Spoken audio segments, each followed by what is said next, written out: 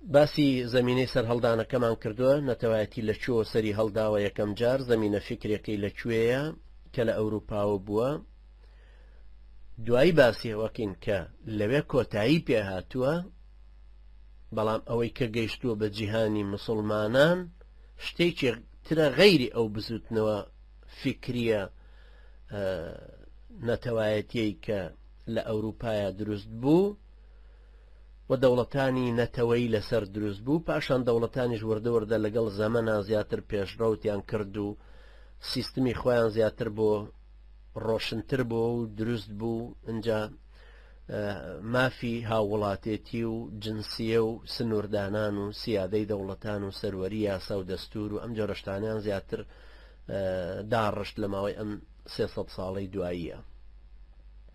بەڵام بە نیسبەتی ئومەتی مسلمانانەوە خەڵکی مسلمانان کە لەژێر ئیمپراتۆریەتی دەوڵەتی عوسمانیدا بوون ئێمە باز لەوێەوە ئەەکەین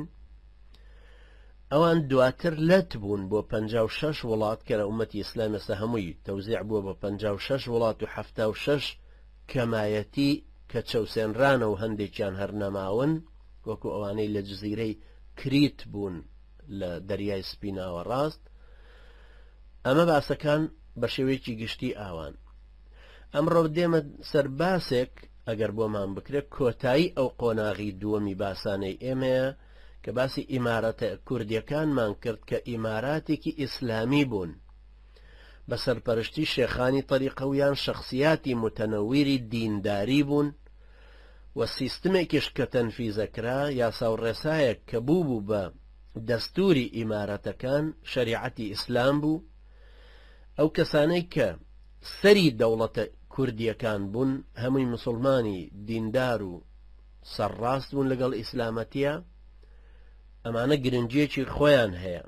بەڵام لە هەمان کاتە نەیانتوانیوە شانبەشانی وڵاتانی یعنی شانبەشانی گەلانی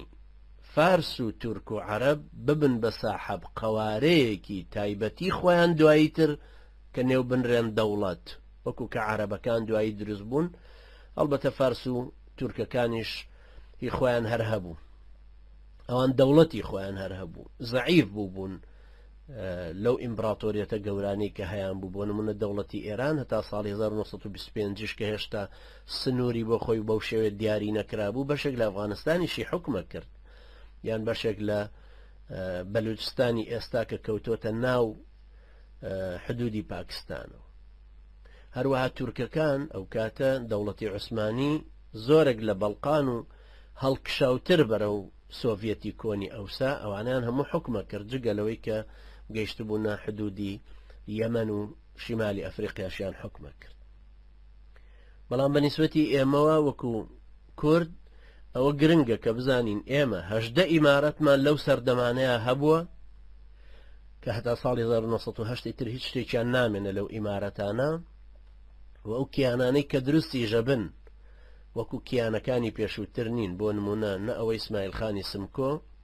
لە ڕۆژهەڵات نە ئەوەی مەلیک مەحموود لە سلەیمانی و نە ئەو ئیمارەتانەی لە بارزان و لە ئەترافی ئەوێش کە دروستە بنەوە دوایی وەکو ئیمارەتەکەی بەدرخان و یان ئیمارەتەکەی میر محەممەدی ڕەواندوزیە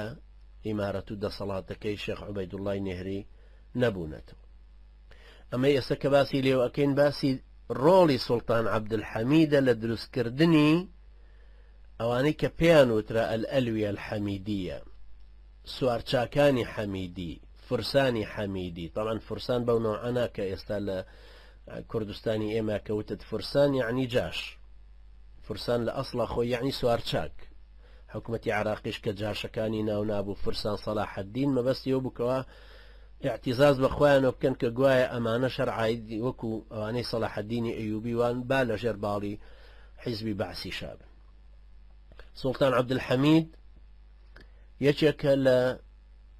مەشهورترین و گەورەترین و کاریگەرترین سوڵتانەکانی دەوڵەتی عوسمانی یەکێکی شەلەوانەی کە ئەوروپا بە شێوەیەکی گشتی و ئەلمانیەکان بە شێوەیەکی تایبەتی لە شەرق و غەربە ڕقێکی زۆریان لێیەتی چونکە بوو بە کۆسپێکی سەرەکی مەدای زیاتر لە 25 ساڵ ڕمانی دەوڵەتی عوسمانی تاخیر کرد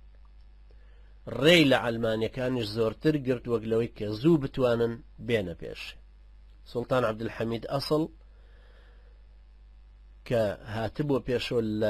لەگەڵ ئەو تەوژمە ئیسلاحیەیە بوو کە لە ناو دەوڵەتی عوسمانیا دروست بوو. دەوڵەتی عوسمانی دوو جۆر تەیاری ئیسلاحی لە ناوە دروست بوو لەو ئاخیرانەیە لە مەدای 100 ساڵی دواییە. یەکێکیان تەیارێکی ئیسلامیە کە ئیسلاحاتی ئیسلامی داواکە، ئەمەی کە مەشهورە بەوەی کە جەمالەدینی ئەفغانیە و عەبدوڕەحمانی کەواکیبیە و محەممەد عەبدەیە لە میسر و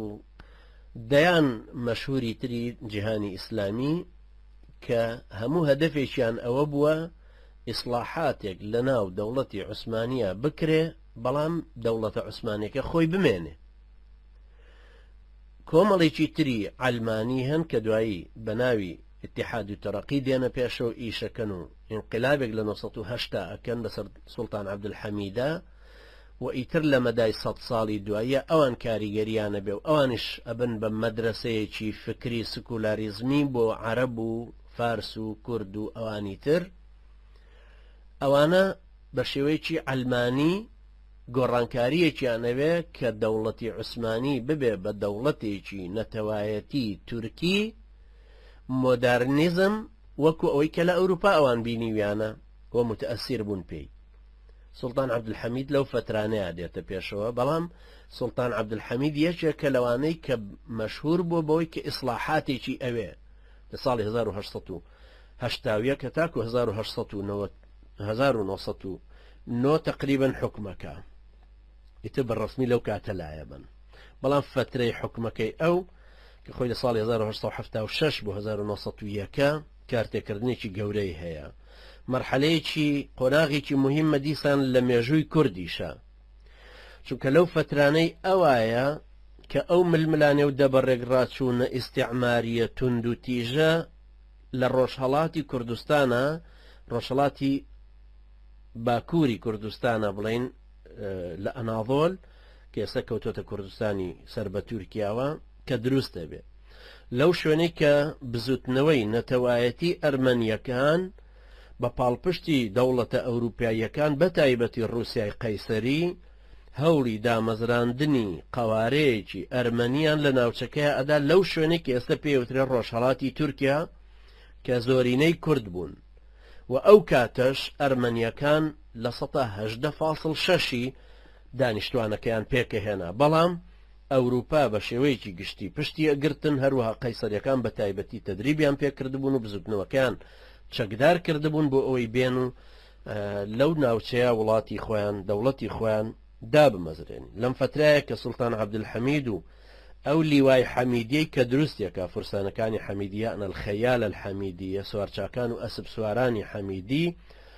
ڕۆڵێکی کاریگەری بنبڕیان بینی لە کۆتایی هێنان بەو ململانێ و دەبەڕێک ڕاچوونە لەوێ کە ئەو ئومنیەتەی ئەرمەن لەوێ نێتە دیکە نەتوانن لەسەر خاچێکی کوردستانی کە سەر بە دەوڵەتی عوسمانی بووە و سەردەما بتوانن وڵاتێک دروستکەن، هەروەکو کە جوولەکەکان هەوڵیاندا بۆ ئەوەی کە دەوڵەتێکی ئیسرائیلی خۆیان جوولەکە لە فەڵەستینە دروستکەن، بەڵام ئەوان سەری گرت و توانیان دروستیکەن لەو شوێنەی دیاریان کردبوو. هەردوو چیشی لە زمانی سوڵتان عەبدولحەمیددا زۆر پەرە ئەستێنێ و هەردوو لاشیان بە یارمەتیدانی وڵاتانی ئەوروپی بە تایبەتی بەریتانیا بۆ جوولەکەکان و ئەرمەنیەکانیش چەکدار و مەشقیان پێکرا لەلایەن ڕووسیەکانەوە، بەڵام دەوڵەتانی ئەوروپا هەمویان دوای پەیمانی بەرلین ئامادە بوون کە یارمەتی ئەو دوو میلەتە بدەن بۆی دەوڵەتی خۆیان دروستکەن.